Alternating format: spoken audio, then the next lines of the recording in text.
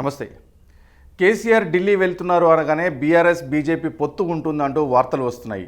BJP నేతలందరూ ఇప్పటికే స్పష్టత ఇస్తున్నా కూడా దాని మీద పదే పదే రెండు పార్టీ కలిసి మళ్ళీ పోటీ చేయబోతున్నాయంటూ అటు కాంగ్రెస్ పార్టీ మరికొన్ని పార్టీలు కూడా సంచలన వ్యాఖ్యలు చేస్తున్నటువంటి నేపథ్యంలో ఢిల్లీ నుంచి బీజేపీ నేతలకు ఒక వార్త ఫోన్ కాల్స్ వచ్చినట్టుగా తెలుస్తుంది.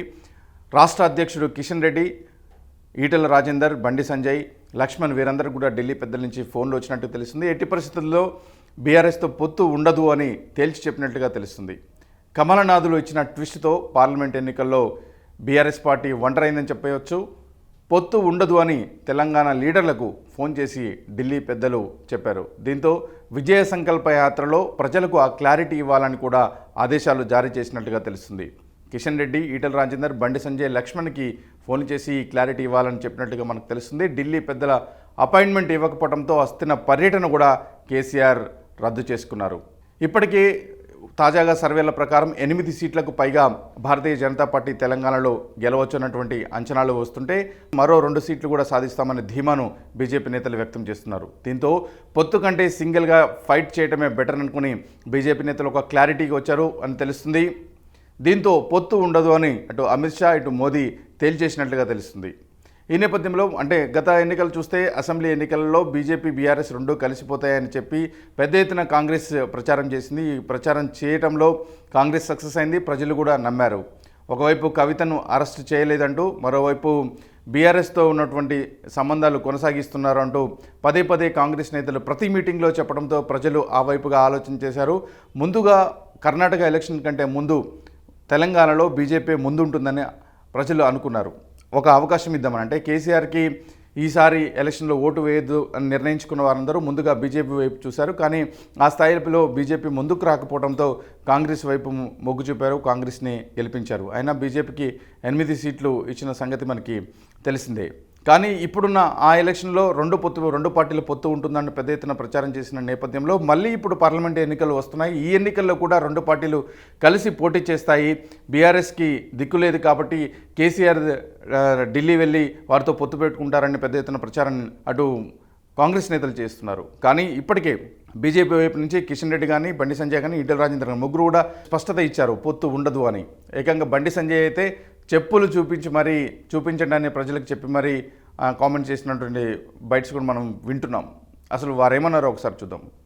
ఎవరన్నా బీఆర్ఎస్ కు బీజేపీ పొత్తు ఉందని ప్రచారం చేసే ఫాల్తు రాజకీయ నాయకులకు ఒకటే వార్నింగ్. మీరు చెప్పులేసుకున్నారా? చెప్పులు తీరి ఇలా తాడపిల్ల చెప్పులు చెప్పులు ఉన్నది తీరి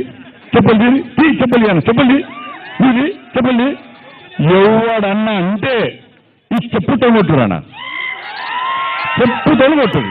ఢిల్లీ పెద్దల నుంచి అపాయింట్మెంట్ లేదు అని స్పష్టత రావడం, మరోపక్క పొత్తు ఉండదు అని క్లారిటీ ఇవ్వడంతో గులాబీ బాస్ తన ఢిల్లీ పర్యటన రద్దు చేసుకున్నట్టుగా మనకి సమాచారం ఉంది.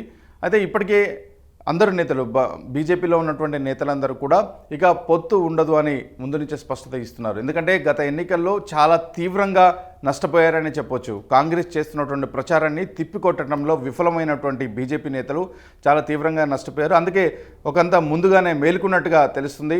మేలుకొని పొత్తు ఉండదు, ఒంటరిగానే ఫైట్ చేస్తామని చెప్తున్నారు.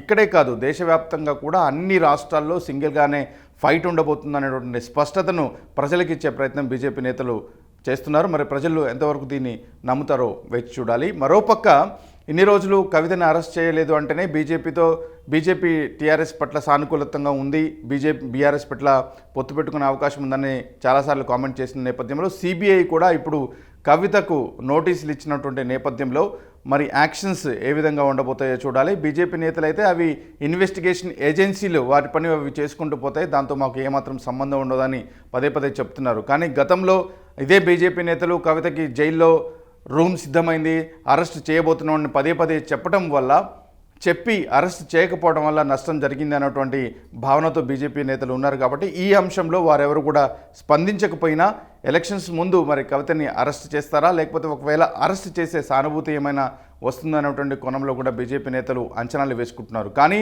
ఇన్వెస్టిగేషన్ ఏజెన్సీస్ వాటి పనులు వాటి చేసుకుపోతాయని మరో మాట కూడా చెప్తున్నటువంటి నేపథ్యంలో ఈ మొత్తం ఈ పార్లమెంట్ ఎన్నికల ముందు జరుగుతున్నటువంటి రాజకీయ అంశాలని ప్రజలు ఏ విధంగా రిసీవ్ చేసుకుంటారో చూడాలి.